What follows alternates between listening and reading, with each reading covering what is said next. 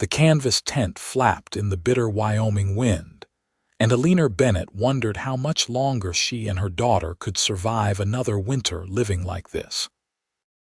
It was October of 1882, and the makeshift shelter near the edge of Old Tucson had been their home for 8 months now, ever since her husband Thomas had died in a mining accident up near the Copper Creek claims.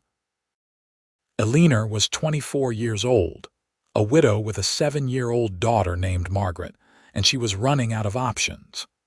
The small amount of money Thomas had saved was nearly gone, spent on food and the few supplies they needed to keep going.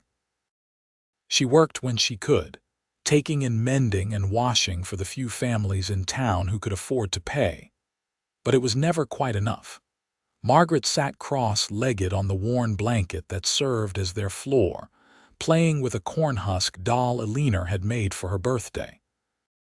The child's blonde hair hung in 2 neat braids, and despite their circumstances, Eleanor made sure her daughter was always clean and presentable. It was one of the few dignities they had left. "Mama, when will we have a real house again?" Margaret asked, her blue eyes lifting to meet Eleanor's. Eleanor's heart clenched. "Soon, sweetheart. I promise we will find a way." But she had no idea how she would keep that promise. The landlord who owned the boarding house had turned them away when she could not pay rent 2 months running. The church had helped for a while, but resources were thin in a frontier town like this, and there were others who needed help too. The tent had been a gift from a kind shopkeeper who took pity on them, and it was better than nothing, but barely. The sound of hoofbeats made Eleanor look up from the shirt she was mending. A rider was approaching their tent, which was unusual. Most people in town pretended not to see them, embarrassed by their poverty or perhaps afraid it might be contagious. The rider pulled up about 20 feet away and dismounted, a tall man in dusty work clothes and a wide-brimmed hat that shadowed his face. "Madam," he said, removing his hat as he approached. "Name is Samuel Larson. I have been working at the Thompson Ranch east of here, and I heard in town that you do mending work." Eleanor stood, brushing dust from her faded blue dress. Up close, she could see he was a young man, perhaps 26 or 27, with dark brown hair and serious gray eyes. His face was weathered from outdoor work, but kind-looking, with an honest quality that immediately put her at ease. "Yes, I do mending and washing both," Eleanor said. "What do you need?" Samuel held up a leather saddlebag. "I have 3 shirts that need buttons replaced and some tiers sewn up." "Work shirts, nothing fancy. I can pay 50 cents if the work is good." 50 cents was generous for such simple work, and Eleanor suspected he knew it. Pride made her want to refuse charity, but Margaret needed food more than Eleanor needed pride. "That is fair," she said simply. "I can have them ready in 2 days if that suits you." "That suits me fine," Samuel said. He handed her the bag and their fingers brushed briefly. His hands were calloused and strong, the hands of a man who worked hard for his living. "I will come back Thursday afternoon then." He started to turn away, then paused, looking at the tent and then back at Eleanor. "Madam, if you do not mind my saying, this is no kind of shelter for the cold months coming. Do you have plans to find something more substantial?" Eleanor felt her cheeks flush with embarrassment and anger. "I am working on it," she said, her voice tight. Samuel held up his hands apologetically. "I meant no offense. I just thought, well, I do carpentry work alongside ranch work, and if you needed help building something more solid, I would be willing to help. For a fair price, of course." "I appreciate the offer, but I cannot afford to pay for that kind of work right now," Eleanor said stiffly. Samuel nodded slowly, putting his hat back on. "I understand. Well, I will see you Thursday then." Eleanor watched him ride away, then looked down at Margaret, who had been watching the exchange with wide eyes. "He seemed nice, Mama," Margaret said. "He did," Eleanor admitted. She opened the saddlebag and pulled out the shirts. They were well-worn work shirts, just as he had said, nothing fancy. But as she examined them, she noticed something. The tears were real enough, but they were small, the kind of thing most men would just ignore. And the missing buttons were only 1 or 2 per shirt, not really enough to need professional repair. She had the sudden suspicion that Samuel Larson had created work for her out of kindness, and she was not sure how to feel about that. The next 2 days, Eleanor worked carefully on the shirts, making her stitches small and neat.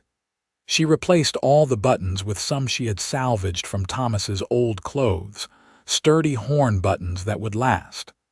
She patched the tears so carefully that they were almost invisible. If this was charity disguised as work, she would at least make sure the work was impeccable.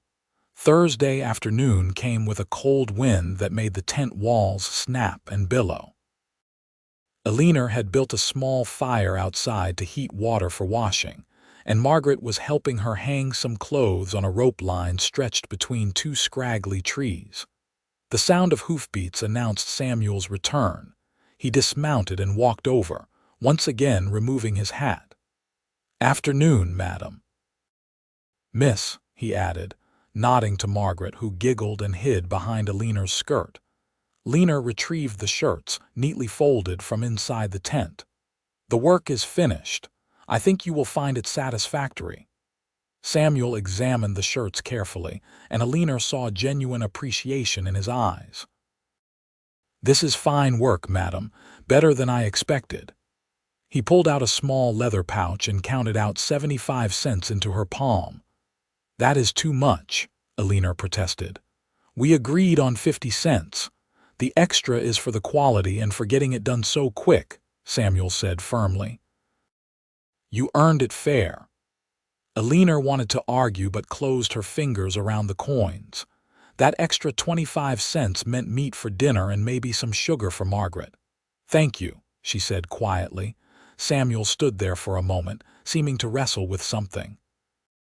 Finally he said, "Madam, I know it is not my place, but I have been thinking.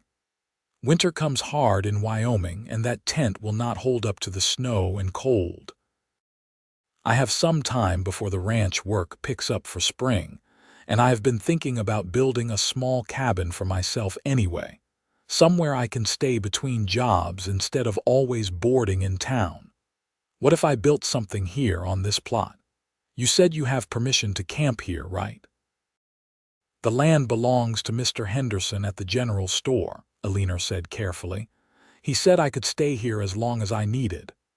"I know Henderson. He is a decent man," Samuel said. "What if I talked to him about building a small house here? Nothing fancy but solid. 1 main room with a loft, maybe. A real fireplace, proper walls. You and your daughter could live in it, and I would have a place to stay when I am between jobs. I would do most of the building myself, so the cost would just be materials." Eleanor stared at him. "Why would you do that?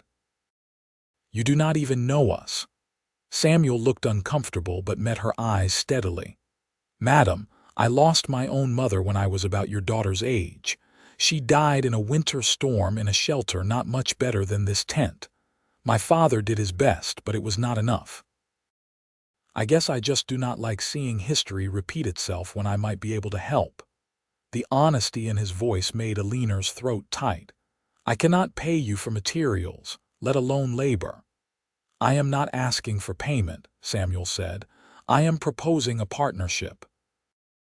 I build the house, I can stay there between jobs, and you and your girl have a safe place to live. When you get on your feet, maybe you pay something toward the materials if you can. If you cannot, that is fine too. I need a place anyway, and building for 2 people instead of 1 does not cost much more." Eleanor's mind raced.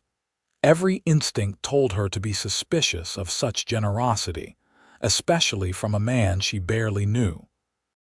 But when she looked at Margaret, she knew she could not let pride endanger her daughter's life. "I would need to contribute something," Eleanor said finally. I could cook meals when you are here working and do your washing and mending, and when I can afford it, I will pay toward the materials." Samuel's face broke into a smile that transformed his serious features. "That sounds like a fair arrangement, madam. My name is Eleanor," she said, extending her hand. "Eleanor Bennett." He shook her hand, his grip warm and firm. "Pleased to meet you properly, Eleanor, and this must be Margaret." Margaret peeked out from behind Eleanor's skirt and gave a small wave. Samuel crouched down to her level. "Hello, Margaret.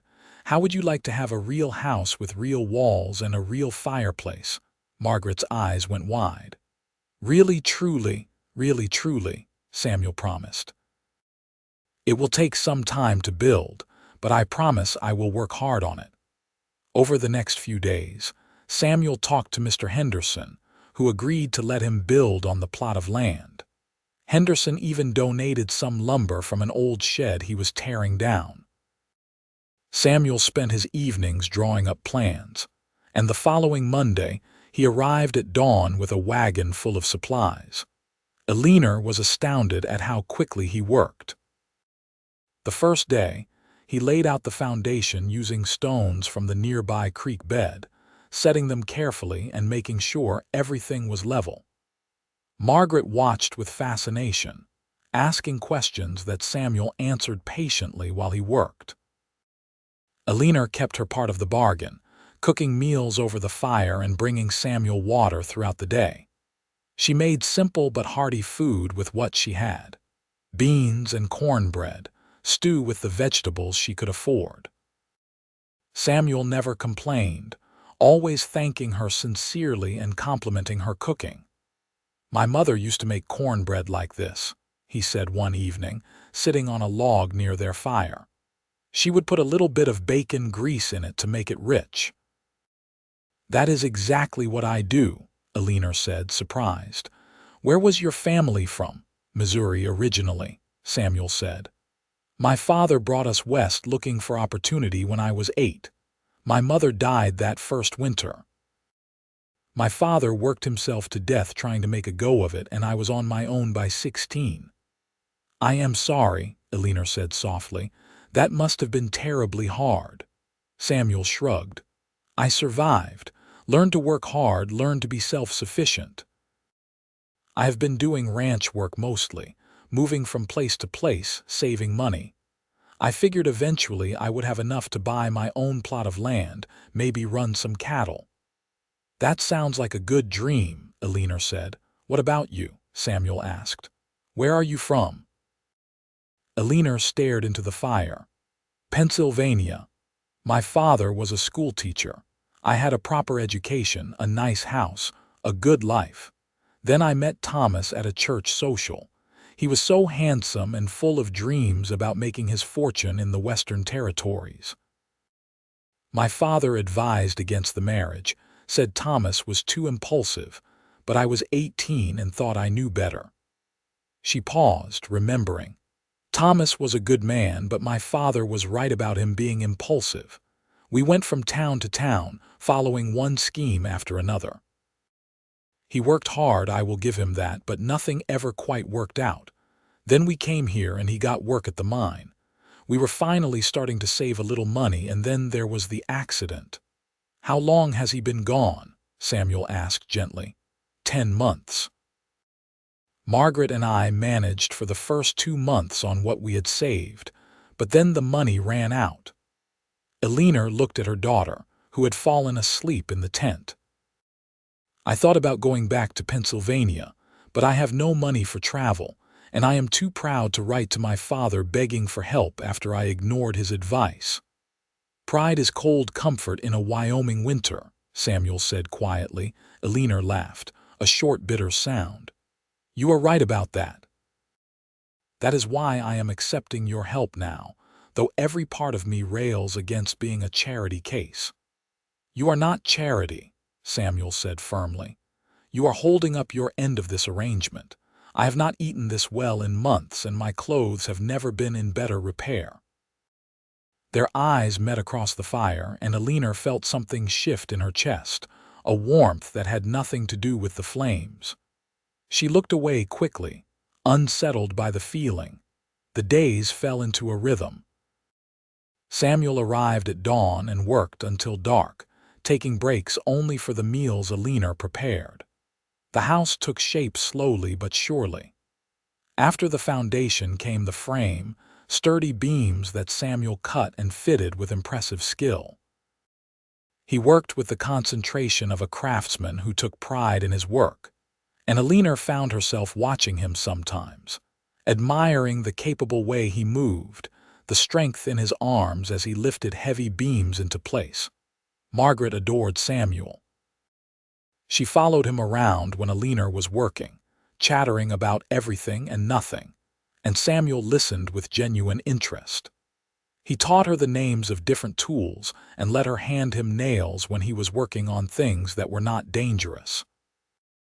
Eleanor had been worried about Margaret growing up without a father, but watching her daughter laugh at something Samuel said, she felt a flutter of hope. 3 weeks into the building, a cold rain started falling. The kind of icy rain that promised snow was not far behind. Samuel stretched a tarp over the unfinished walls to protect the work, then looked at the tent with concern. "That tent is not going to hold up in this weather," he said. "The roof frame is done and the tarp will keep it mostly dry. You and Margaret should sleep inside the house structure tonight." "It is not finished, but it is better than the tent." Eleanor hesitated. "What about you?" "I will be fine in the tent for one night," Samuel said. "Absolutely not," Eleanor said firmly. "You are doing us the favor of building this house. I will not have you sleeping in an inadequate shelter while we take the better option. We will all sleep in the house structure." Samuel looked like he might argue, but Eleanor gave him a look that brooked no argument. That night, they arranged their blankets in different corners of the unfinished structure, Margaret sleeping next to Eleanor. The tarp overhead kept out most of the rain, and it was indeed warmer than the tent with the frame walls blocking the wind. Eleanor lay awake for a long time, listening to the rain and the sound of Samuel's breathing from across the space. She felt safe in a way she had not felt since Thomas died, and that feeling both comforted and frightened her. She had known this man for less than a month. She should not feel this way, but she did. The next morning dawned clear and cold. Samuel was up before Eleanor, and when she emerged from her blankets, she found he had already built a fire in what would eventually be the fireplace, even though the chimney was not finished yet. He had rigged a temporary arrangement that vented the smoke outside. "We cannot use this for long, but it will warm things up this morning," he said. Margaret woke up and exclaimed with delight at the fire. They ate breakfast together in the half-finished house, and it felt strangely domestic, almost like they were a family. Eleanor caught Samuel's eye and wondered if he felt it too. Work continued. Samuel built the walls, chinked them carefully to keep out the wind. He constructed a sturdy door from planks, hanging it on iron hinges he bought in town. He built a ladder to the loft and laid the floor boards there, creating a sleeping space for Margaret. The chimney went up stone by stone, and the day he lit the first real fire in the completed fireplace, Margaret clapped her hands with joy. "It is a real house now, Mama," she exclaimed. Eleanor had to agree. It was small, just one main room about 16 feet square with the loft above, but it was solidly built and already warmer than anywhere they had lived since coming to Wyoming. Samuel had even built a simple counter along one wall where Eleanor could prepare food and shelves for their few belongings. "I will build a proper bedstead next," Samuel said, "and a table and chairs, but the structure is sound now. You will be safe here through the winter." It was early December, and the first real snow was already falling. The house had taken 6 weeks to build, and in that time, Eleanor had come to depend on Samuel's presence. The thought of him leaving now that the work was done made her chest ache. "Will you stay for dinner?" she asked. I made a stew and there is more than enough. Samuel smiled. I would like that. They ate together, Margaret chattering about how she was going to arrange her space in the loft. After dinner, Samuel seemed reluctant to leave, lingering by the fire. Eleanor, he said finally, I have been thinking. The house is done enough to be livable, but there is still work to do. The furniture, and I want to build shutters for the windows before the worst of winter hits. If you are agreeable, I would like to keep working on it. I could stay in the loft, and you and Margaret could have the main room. That was part of the original arrangement anyway, that I would have a place to stay here. Eleanor's heart lifted. I think that would be fine, she said, trying to keep her voice casual. It makes sense, and you should have the benefit of all your hard work. So Samuel moved in, bringing his few belongings from the boarding house where he had been staying. He took the loft, stringing up a blanket to give Margaret privacy in her corner. The arrangement worked surprisingly well. Samuel was respectful and considerate, and having a man around made Eleanor feel safe in a way she had not felt in a long time. The weeks passed, and winter settled in hard. Samuel continued to work when the weather permitted, building furniture and making improvements to the house. He built a beautiful bedstead for Eleanor, carving simple but elegant designs into the headboard. He made a table and 4 chairs and a chest for storing clothes. Each piece was crafted with care, and Eleanor marveled at his skill. They settled into domestic routines. Eleanor cooked and kept the house clean, mended Samuel's clothes and did the washing. Samuel kept the fire going and made sure they had enough wood. He hunted when he could, bringing home rabbits and once even a small deer that kept them in meat for weeks. When the snow was too deep for hunting, he spent his time on carpentry projects or teaching Margaret her letters, which delighted Eleanor. You know reading and writing? She asked, surprised. My mother taught me before she died, Samuel said. She thought education was important, even on the frontier. Eleanor found herself watching Samuel more and more, noticing little things. The way he was always gentle with Margaret, never impatient even when she asked the same question multiple times. The way he unconsciously hummed while he worked. The way his eyes crinkled at the corners when he smiled. She tried to tamp down the feelings growing in her chest, reminding herself that this was an arrangement of convenience, nothing more. But it was hard to remember that when he looked at her across the dinner table with warmth in his gray eyes, or when their hands brushed as she handed him his coffee in the morning. Christmas came, and Eleanor had very little money for gifts. She used what she had to buy a small bag of peppermint sticks for Margaret and spent evenings secretly sewing a new shirt for Samuel from fabric she had carefully saved. On Christmas morning, Margaret was delighted with her candy, and Samuel seemed genuinely touched by the shirt. This is fine work, he said, examining the careful stitching. Thank you, Eleanor. It is the least I could do, she said. You have given us so much.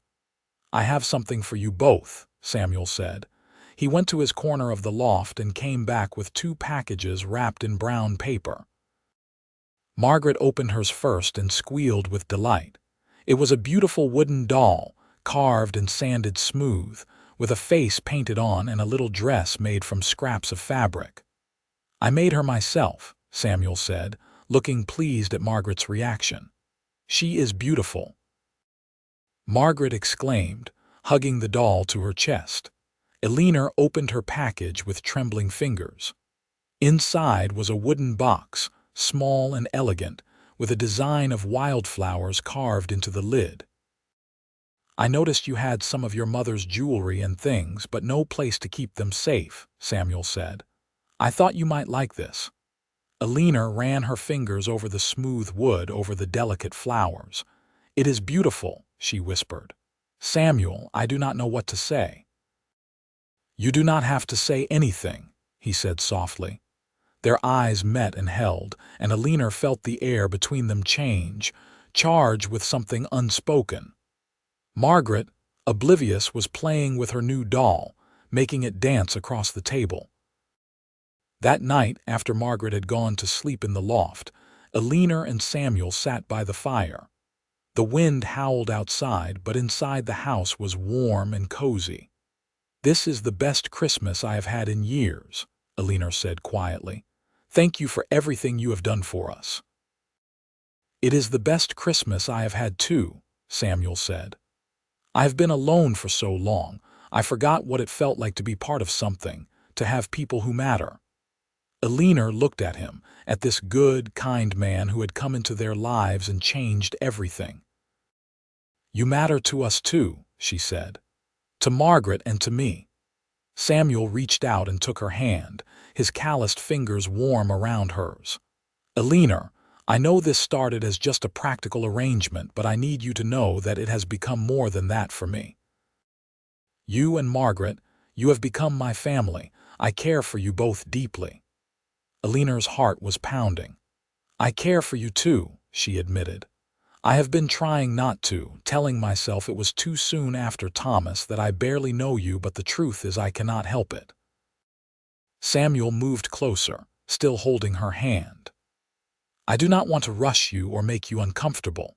I know you are still grieving your husband, but I want you to know that I am here and I am not going anywhere, and when you are ready, if you are ever ready, I would like to court you properly."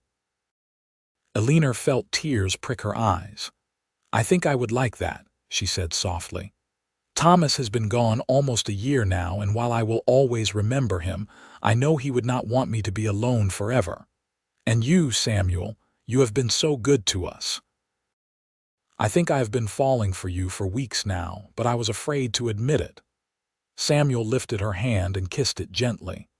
"Then we will take our time and do this right," he said.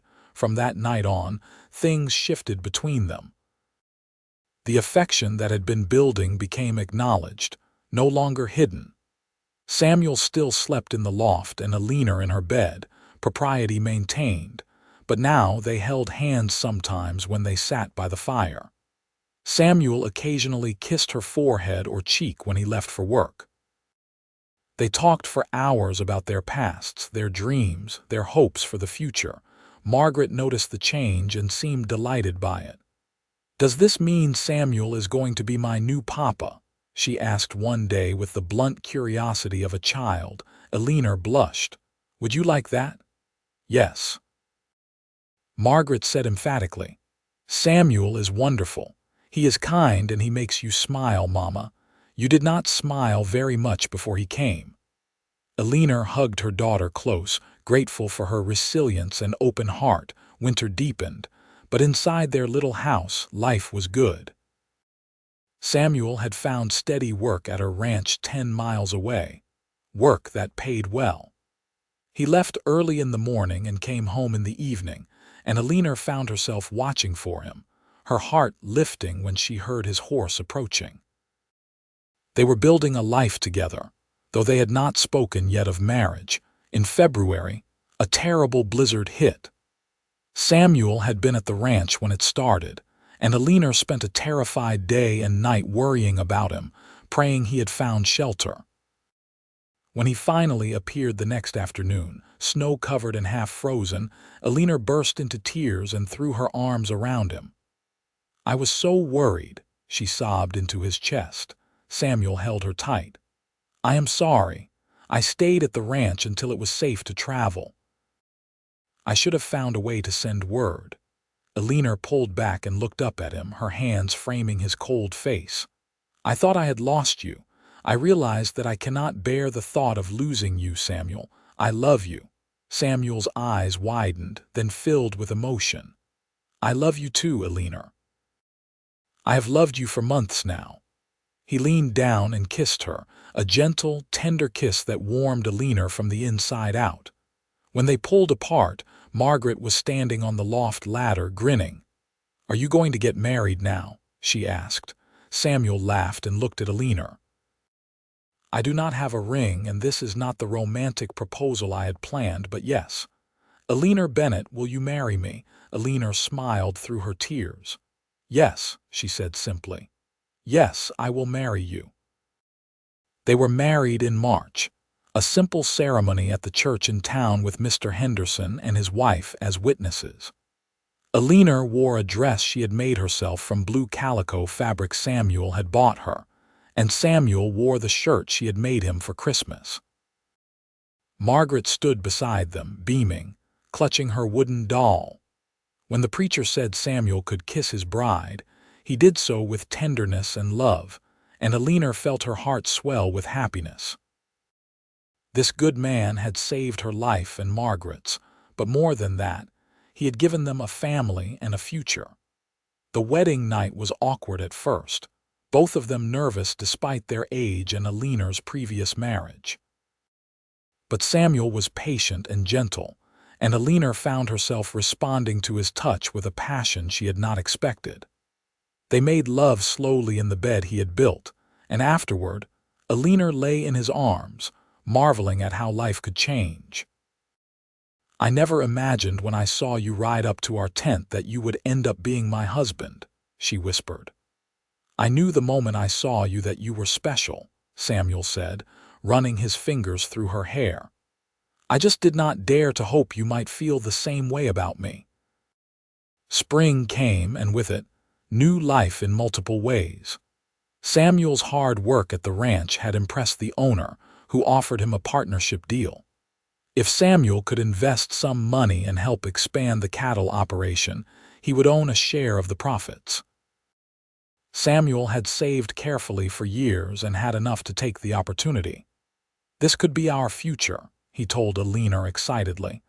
"A real stake in something, not just working for wages." "Then you should do it," Eleanor said. The investment paid off. The ranch prospered, and Samuel's share of the profits was substantial.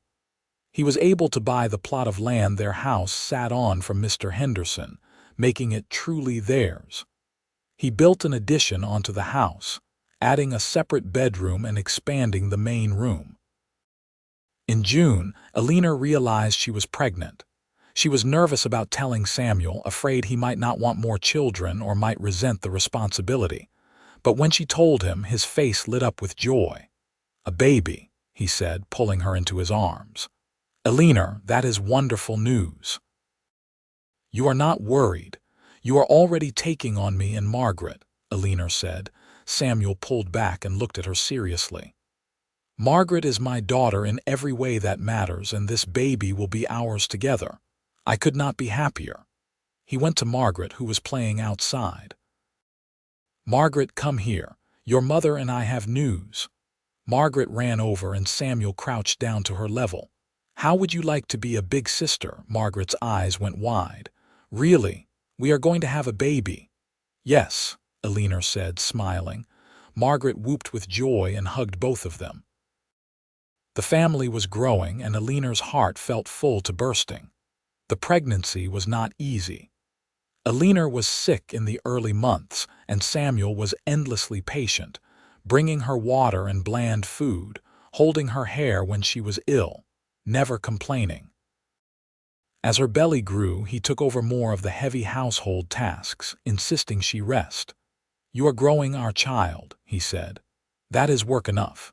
In December, almost exactly a year after their first Christmas together, Eleanor went into labor. Samuel rode to fetch the doctor and Mrs. Henderson, who served as the town midwife.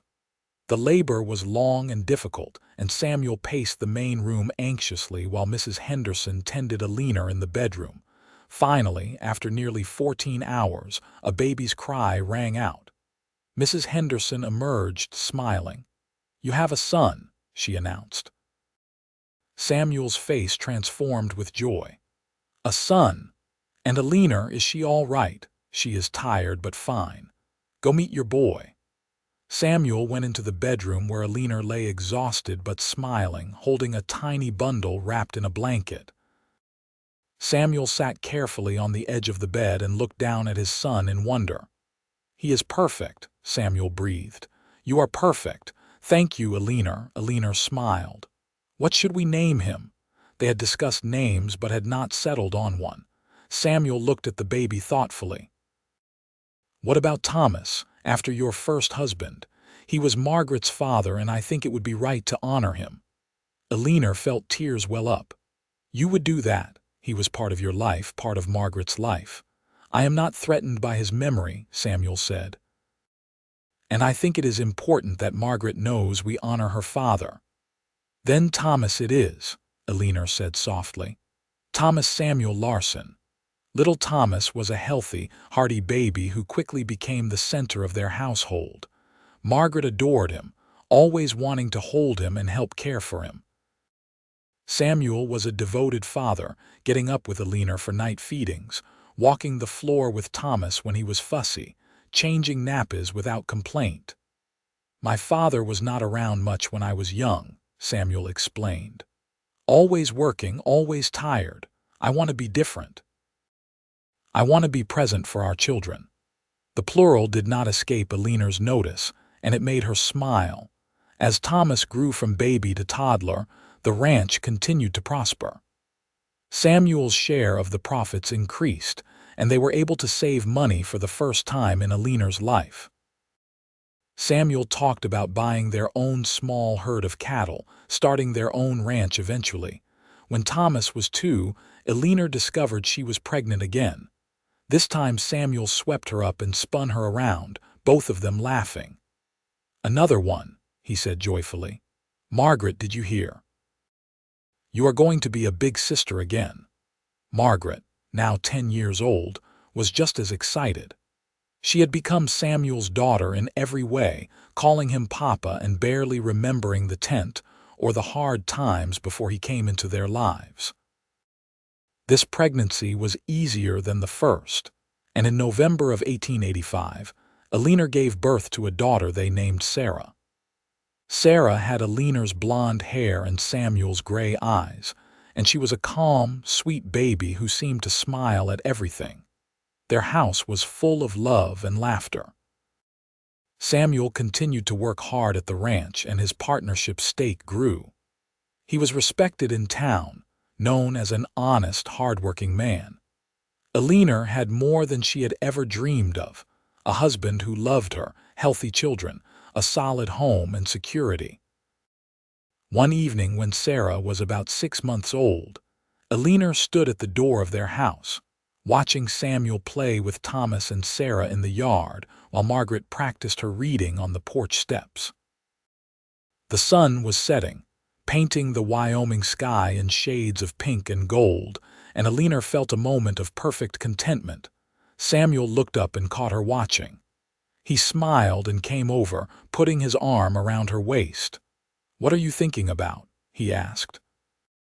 "About how far we have come," Eleanor said. 3 years ago I was living in a tent with nothing but despair and worry. Now I have all this. I have you." Samuel kissed her temple. "I was drifting before I found you, working, saving, but with no real purpose. You gave me a reason, a home, a family. You gave me everything." "We saved each other," Eleanor said softly. "I suppose we did," Samuel agreed. That night, after the children were in bed, Samuel brought up something he had been thinking about. "Eleanor, I have been talking with the ranch owner. He is getting older and wants to slow down. He has offered to sell me a larger stake in the ranch, enough to make me a full partner. It would take most of our savings, but it would mean we would own half the operation." "What do you think we should do?" Eleanor asked. "I think it is a good opportunity," Samuel said. "But it affects all of us, so I want your opinion." Eleanor thought about it. "I think you should do it. You have worked so hard and you deserve to have something that is truly yours. Ours," she corrected. So Samuel made the investment, becoming a full partner in what was renamed the Thompson-Larson Ranch. The decision proved wise. Over the next few years, the ranch grew and prospered. They expanded their herd, bought more land, hired more hands. Samuel was home more often now that he was a partner, able to set his own schedule. Margaret grew into a lovely young woman, smart and capable.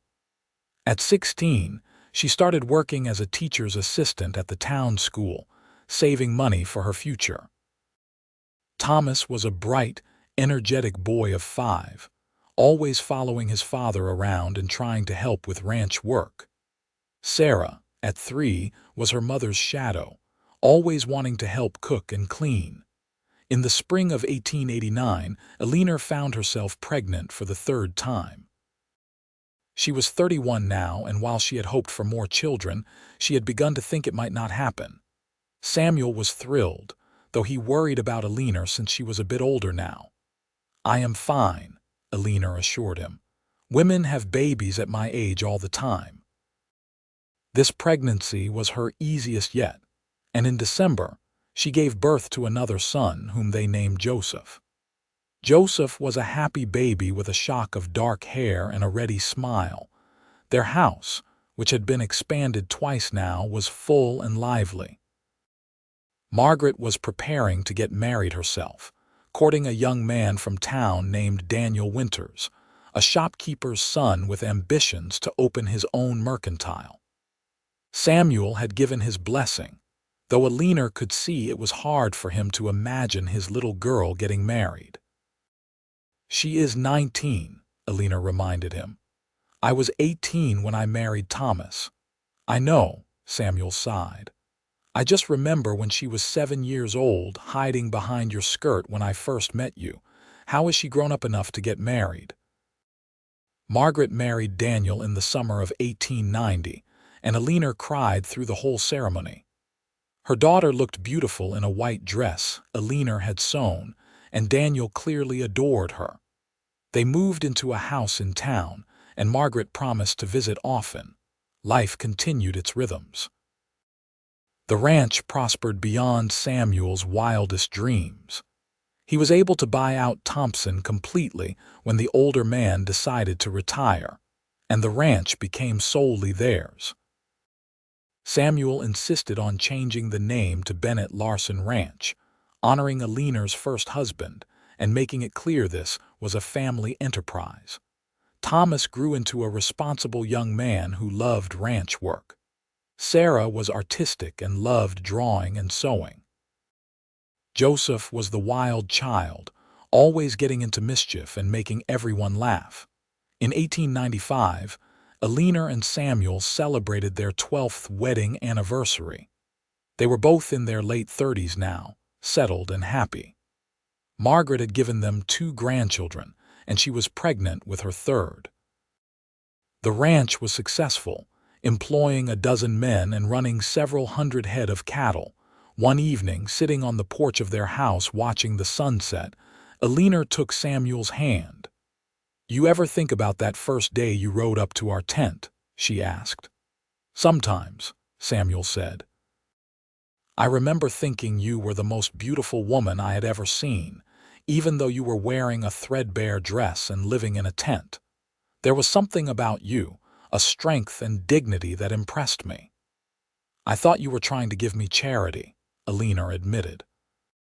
"Those shirts barely needed mending," Samuel laughed. "You caught that, did you? I did tear them a bit more than necessary. I had heard about you in town, about the widow and her daughter living in a tent, and I wanted to help, but I knew you would not accept charity." "You sneaky man," Eleanor said, but she was smiling. "So you created work for me." "Best decision I ever made," Samuel said. "It gave me an excuse to come back to get to know you." "Did you really mean to build a house from the beginning, or did you make that up too?" Eleanor asked. Samuel looked sheepish. "I may have exaggerated my need for a place to stay. I had a perfectly adequate room at the boarding house. But when I saw that tent and thought about winter coming, I could not stand the thought of you and Margaret trying to survive in that. So I came up with a plan that would let me help without making you feel like a charity case." Eleanor shook her head in wonder. "You built us a house, Samuel. You gave us everything." "You gave me more," Samuel said seriously. "You gave me a family, a home, a purpose. Before you, I was just existing, working and saving with no real goal. You gave me a reason to build something lasting." They sat in comfortable silence, watching their children play in the yard. Thomas, now 13, was teaching Joseph, 6 years old, how to throw a rope. Sarah, 11, was sitting under a tree with a sketchbook drawing. "We have a good life," Eleanor said softly. "The best life," Samuel agreed. He pulled her close and kissed her, and Eleanor felt the same flutter in her chest that she had felt that first Christmas when they had admitted their feelings. Some things never changed. Years passed peacefully. Margaret's family grew, and eventually Thomas and Sarah married as well, starting families of their own. Joseph, the baby, surprised everyone by wanting to go to college instead of staying on the ranch. Samuel and Eleanor supported his decision, proud of his ambition. In 1905, Samuel and Eleanor celebrated their 30th wedding anniversary.